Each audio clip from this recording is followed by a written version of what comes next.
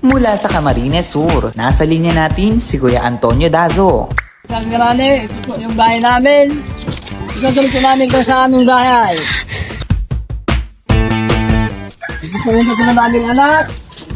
Yung panganay ko, yung pangalawa at yung bunso.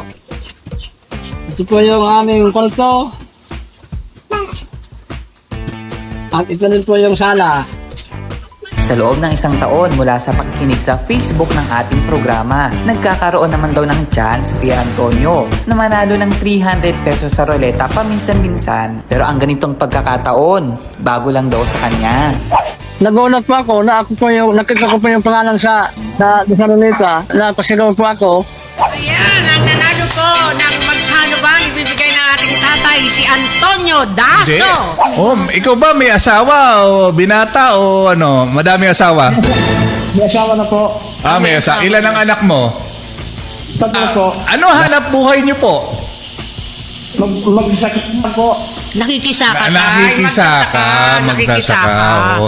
Kumusta naman ang buhay magsasaka dyan na Mang Antonio? Yung dito nagmamalag rodo, hindi tama lang sa amin. Pero nung sa mas rodo, yun ang mas marami. Naram naman namin na talagang nahirapan kami mga magsasaka.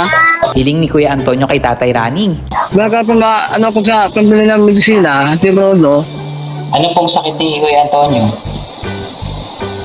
Pa, Ano pong sakit niyo po? sakit. Wala na po akong sakit. Medicine Sa pala? po para saan? Talay. Sa palay. Talay. Kirane. Ito po yung ginagamit ko sa pagbubungkal ng lupa. Kaso po yung makina nandun po sa ginagamit po sa pagpatubig. Kasi po papatubig ko po ngayon. At ito naman po yung hinahabi kong nandito po yung makina.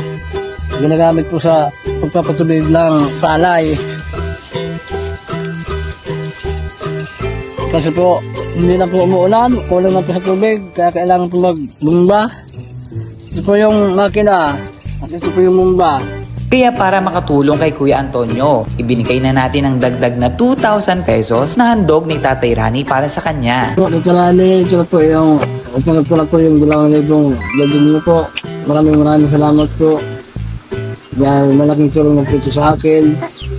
At sana, umabot po ang inyong buhay.